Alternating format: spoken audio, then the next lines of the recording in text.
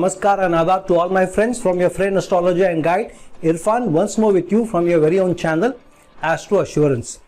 Many times when we look at our lives, we look at problems, challenges, issues, and we also try to go down to the core of the problem. For example, I don't have money, so all these problems exist. I don't have a faithful partner, or I don't have a partner at all, or I don't have children, or I don't have a good job, or I don't have a good boss. So always we're looking at problems because of dearth of something either not being available or not being available to our satisfaction. And so we have these problems. But we also have problems because we attach our happiness, our mental peace with getting these things, or getting certain relationships right, or getting some results in our lives. And which is the planet which gives us happiness and peace? That is the moon. So if we attach or allow ourselves to be attached, or allow a moon to attach ourselves to those energies, those expectations, those results which we don't have much control over, but it is because of circumstances, situations, of fate and luck, because of which some results may be given to us, some results may not be given to us, then we will only be at the receiving end when we attach ourselves or a happiness or a peace of mind to some results, and those results are not coming. Today I want to talk about how a moon plays tricks on us, and moon is the most important planet from the consciousness point of view. Moon is not only a consciousness, moon is also a conscience, because moon is both a heart as well as the mind. It is also the manas. And many shlokas say your soul goes where your mind goes. So wherever you allow your mind to go, the soul will follow, because the soul has no control over your mind. You have a control over your mind, and if you are able to control over your mind, or vice versa, soul also goes into that direction. So many of the time the soul is left unsatisfied with what service you are doing to help the soul's elevation, because of which trajectory you are taking. So soul cannot do much. You can help your soul's elevation because of how you will manifest your mind. Why? Because moon is your consciousness. If you have lost your mind, your ability to think rationally, then you lose your consciousness. It's like somebody who has such big problem, challenges with his mind. The person is, like you say, a lunatic. The person doesn't know himself or herself. They don't have consciousness. Who I am, what am I doing, is this right, is this wrong? They don't have social considerations. They have no control over their mind. What is that existence? Does the person even know that I exist? Who am I? What am I supposed to do? The person doesn't exist. The person's existence may be of no consequence to society. In fact, it may be detrimental to society, and hence society locks these people up, saying these are lunatics. Sometimes they are chained, sometimes they are given electric shocks. So if you have a healthy mind, and most of us usually have, then we are very lucky. However, our minds may not be as lucky as we think we should be looking for or expecting, because many of the things that afflict our minds is because of our own choices, and because of the choices we make because of a planetary placements. So moon's placement in your horoscope and moon's placement under certain signs, in certain yogas or doshas, can also play a trick on our mind, can also give us some energies, but can also pull us down. So though I have done moon in different houses, let me just give you in a nutshell in which houses moon can be good for you, but sometimes problematic also. For example, moon in the first house can be very good as long as it's not afflicted. If moon is in the first house and afflicted, it may give you a caring nature, it may give you good looks, soft looks also, but it may also make your life miserable, because moon, which is in the lagna itself, is creating challenges for you in all walks of life if moon is afflicted. Moon in the third house can also be a big problem for you. Why in the third house it can be a problem? Because the fourth house has the sign of Cancer, or natural house of Cancer is the fourth house. So moon in any sign in the third house is the 12th, goes to the 12th house from its natural sign energies of Cancer in the 4th house. So moon is in some spot of bother surely in the 3rd house. Then moon can be not so very good in the Dusthana, especially in the 6th and the 8th. In the 6th house, it can bring you challenges, issues, problems with competition, even in relationships, and can also get you bogged down to debts, sicknesses, competition, and those competition which take your emotional energy away. In the 8th house, Scorpio energies, whichever sign it may go, even in Taurus energies, Taurus sign moon goes into the 8th house, still in a spot of bother. Then moon can be in some spot of bother even in the 10th house, because 10th house has natural Capricorn energies. Capricorn is the sign opposite to the Cancer sign. So any planet which goes into the opposite sign from its Moon Trikona sign energies will also always be in some spot of bother surely. Then moon can be in some spot of bother in also the 12th house, though not to the extent that it can be in the 6th or the 8th house. Especially if moon is afflicted in the 12th house, then it can give you big problems in terms of your ability to control your mind. Not as much as 8th house. 8th house can be very, very detrimental. So, but it can surely give you. So, in these houses, the 1st house, if under affliction, moon can give you challenges. Then in the 3rd house, 6th house, 8th house, to some extent the 10th house, and to some extent the 12th house. But which are the signs which can give you a big challenge for the moon? The sign of Aries can be a little racy for you. If moon is under some affliction, it can put you into some spot of bother where your mind is racing in one direction or the other. And then in the sign of Gemini, moon can be some problem because it's a dual sign. It can leave you confused what choices to make, what choices not to make, because it is ruled by Mercury. Mercury may be natural benefic, but for the Cancer sign, Mercury and Venus are functional malefics for Cancer sign. So moon in Gemini can also be in a spot of bother. Then moon in Virgo. Why in Virgo? Virgo is a sign of analytics, analysis, practicality, logic. Moon is about emotions. Emotions don't see logic, practicality, and practical decision making. Your emotions rule your mind. So of course, and Virgo has 6th house energies of sicknesses, competition, opposition. So it's in a spot of bother. Then moon can do not so very well in the Libra sign also, though it is a good sign.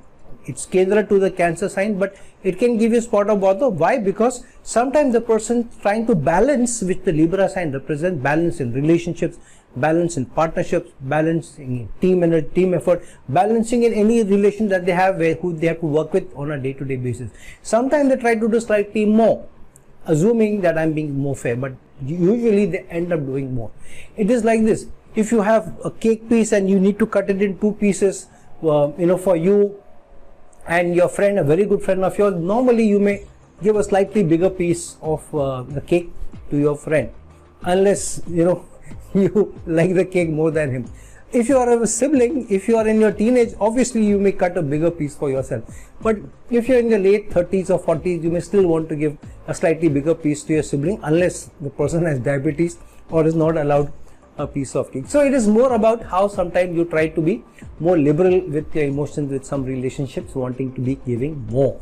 Especially because Libra is a sign of relationships, sometimes you may be giving more, and if you don't get as much, you may also feel that you have been shortchanged because of not getting enough. So some spot of bother in Libra, but the most toughest sign for moon is obviously Scorpio.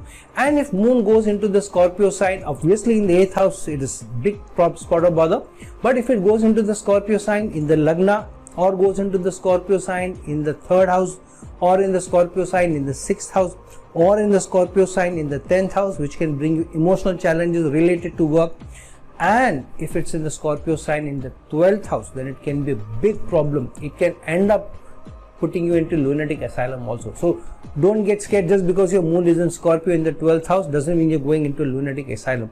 If there are more afflictions, then that much serious challenge may come in. But generally, these are spot of bother places for people. So one needs to be a little aware of that these challenges are there. What I have found is that the best way to handle challenges about the moon is not to depend too emotionally or attach yourself too emotionally to some results. That I want these results in life. If I don't get these results, then there can be challenges. I'll give you an example. When I was a teenager, and I think I was 16 or 17, and a few friend of mine We were all living in a bachelor's accommodation, and we had a friend who was 3-4 years older than us, but with whom we used to play cricket, badminton together. He was 3-4 years older, or maybe not 3-4, almost 6-7 years older than us, and he got married. And once he got married, he called us to his home. So we went to his home. We met his newly married spouse, and we had a good time. But he then said, you know, you bachelors, you must be very jealous of me. At such a young age, I've got married. I've got such a beautiful spouse. I get home cooked food every day. You guys, bachelors, you don't get home cooked food. So you must be very jealous of me. So I said, why should I be jealous of you? And because, see, you married, which means you need to take the woman to holidays, you need to give her expensive presents, everything. But whenever we want to eat home cooked food, all that we need to do is, the sister-in-law, means your friend's wife is in some way your sister-in-law. So I said, sister-in-law in India, in Hindi, it's called bhabhi, even in Urdu it may be called bhabhi. So I said, our sister-in-law or bhabhi will always cook home cooked food for us. So whenever we miss home cooked food, all we need to do is call up bhabhi and request her, please make biryani for us or something for us. And then I shouted that, looked at his spouse and said, bhabhi, if I request you to make biryani for me, will you not make biryani for me? She said, obviously I'll make biryani for you. You don't even need to ask your friend. Whenever you want to eat biryani, any home cooked food, you just call me up. I'll prepare whatever you want. So I told my friend, see, we don't spend money, but we get home cooked food. Now you tell me who is more lucky. So what is this guy saying? So I was trying to pull his leg, but this is how you should live.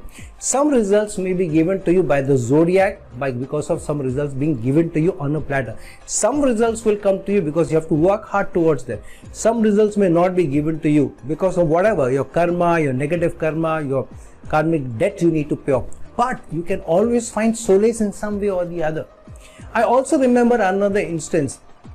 I was in my late 30s, and one of my colleagues at work, he was doing very well and he had his business also. So he was not getting so much from his work, from his career, but his side business, his family business was giving him a lot of profits. So I used to tell him that I always like to buy a certain car, and someday if I got a lot of money, I will buy that car. So one day he surprised me. He called me to his home. He said, come over for dinner, and I went there. And then he said, you know, the surprise is that car which you love, I have bought that car. So I saw that and I said, yeah, you know, good luck to you. And then he said, aren't you jealous that you like this car, but I ended up buying that? So I said, see, why should I be jealous? You ended up paying for the car. You will be paying for the insurance of the car. You will be paying for the maintenance of the car. But you are such a good friend of mine, right? We are buddies. So whenever I want to ride in the car, drive in the car, or I want to go for outing, won't you lend the car to me because I'm such a good friend of yours? He said, yeah, I will obviously lend it to you. He said, that's it. I didn't spend money on the car. I'm not going to pay money for maintenance or insurance, but I can enjoy the car whenever I want because you have bought it. So why should I worry about it? I'm not jealous. In fact, I'm more happy than when I would have bought the car. So it's your perspective, if your mindset, how you get attached to certain results or not. A guy in his 70s who came to me for astrological consultation once, and he had some issues with his family, especially with his children, and we got talking. So I said, where are you? And he is an Indian. So he said, I'm in Germany. I've been there since almost 2 decades now, and I'm doing very well. So I said, initially when you went to Germany, you don't have family. Didn't you feel odd? And it was 20 years back. When there was not so much of telephone connection, WhatsApp, internet, video calling, there was nothing like that during that time. So he said, see, first few months, obviously, I was feeling a little lonely, but I just, did something very, very easy to do, make friends. So I said, going to a new country and making friends? He said, yeah. What I used to do, I used to hang out in the children's park in the evening, where the women will come with their children, or families would come with their children to play. And I would not just sit there because people would think that I'm a stalker or a pervert. I would usually take my book to go sit there and read, and so that I'm not looking at anybody, but every now and then I will look up, and if a kid came to me or a ball came to me, kick it back, And for 2-3 months I allowed everybody to get used to me, that this person comes every day, he lives close by, and he is no harm to us. And then slowly I saw that they let their guard down, they opened up, they used to talk to me, I used to talk to them, I used to take sweets for the children, and then I started to talk to the men, the fathers and the mothers, and then I told them, see, I've come from India, and I learned the German language also, and then I've come from India, I'm alone, I don't know much, so I just come here in the evening because I miss my family. So they started to invite him for their kids' birthdays, and there were so many families who used to come, and he befriended all of them. Every 10 days, 15 days, 20 days, he would be invited to somebody's family for dinner, or for some event, or an anniversary, or the children's birthday, or buying a new house, some housewarming, something or the other would be happening. When he would go to those events, he would make more friends there because other people also came. He said, now in the first 6-7 months of my stay there, I made friends with at least 500-600 families because of using this innovative idea. Now he said, after 20 years, I have so many people that I know. My Facebook is flooded. 90% of my friends are not from India. They're all from across the world, because those people know other people, and I met so many people in Europe, travel around Europe, and now it is my home. And if somebody asks where you are from, I tell them I'm from Germany. I don't tell them I'm from India. So it is how you are innovative, even when you are solitary or you're alone. In different circumstances, you can still find your peace wherever your moon is, whichever house it is in. I know a childless couple who used to always feel that we don't have a child, and they were trying for a child for about 7 or 8 years. This is what I'm talking about, almost 24-25 years back. And when they were consulting me, and I told them that, see, you have a problem, there is a challenge in child coming in your life, because both their horoscopes showed denial of child, and they were very down and out. So I told them, see, you definitely have a bad 5th house. Jupiter is not so very well placed, but you have a strong 9th house.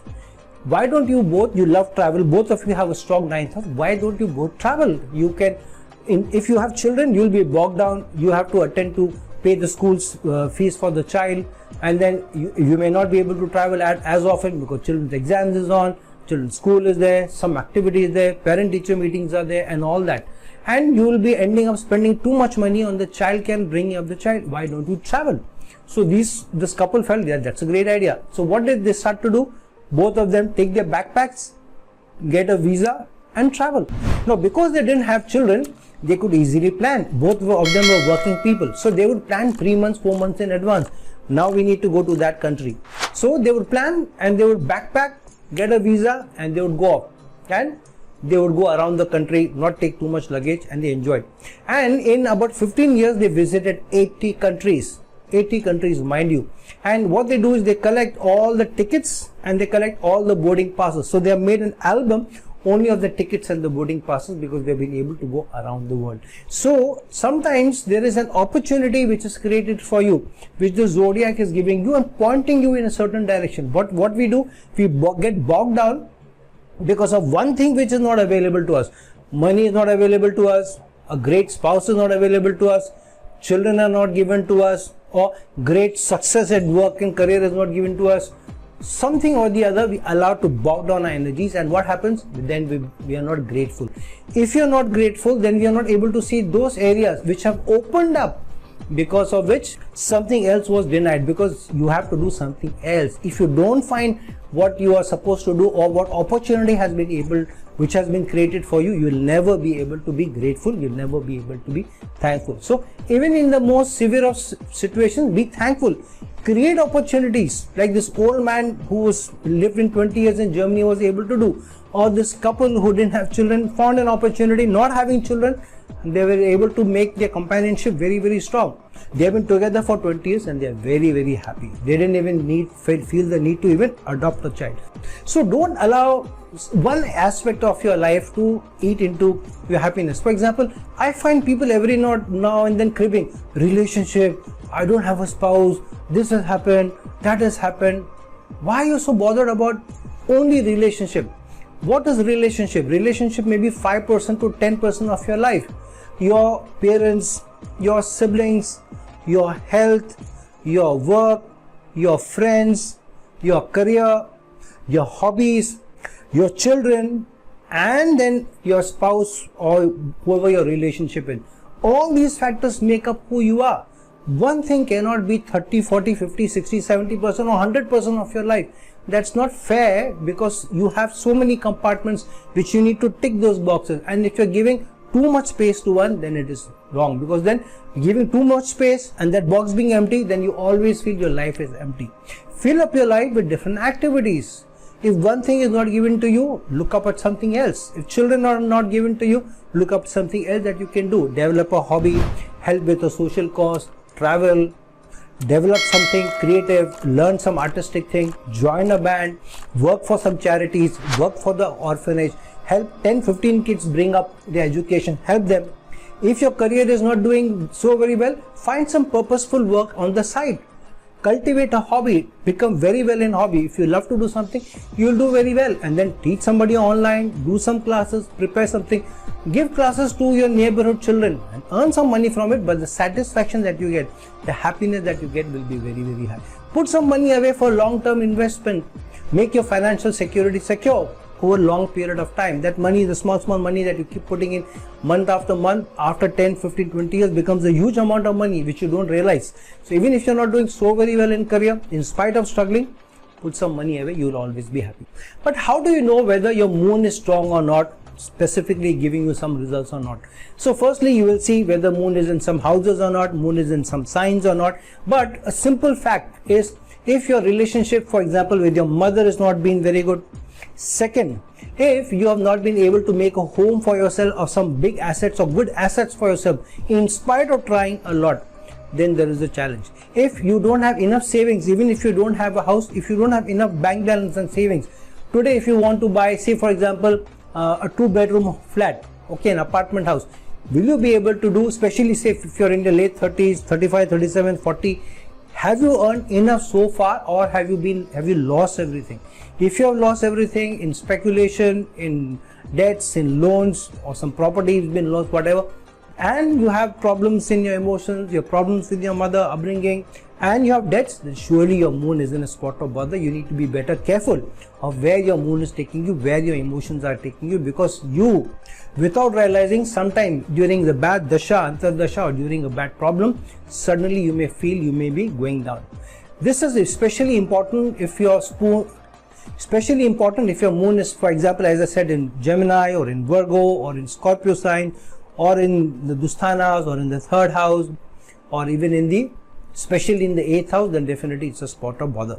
So check where your moon is, check the strength of your moon. If it's in bad doshas, if it's in Vish dosha, then it's really a spot of bother, especially Vish dosha in Scorpio sign, or Vish dosha in Virgo sign, or moon eclipse by Rahu, or moon under the aspect of Ketu, or any of the double impacts.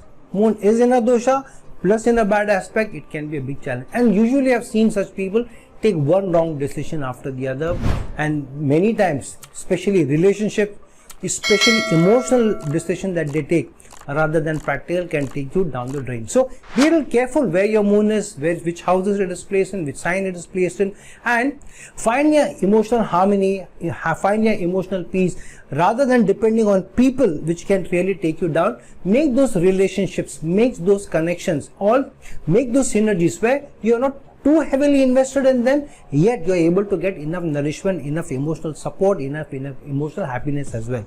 Just like the man in Germany that I talked about, where he had nobody in his family, he just had one child, he had a broken marriage, never had the courage to get into another marriage yet again, but he was able to make so many friends because of putting an effort in the right direction. And then today he says, I've got so much support. If I say I'm feeling down and out, there are people who come to visit, the people who are ready to rush me up to the hospital.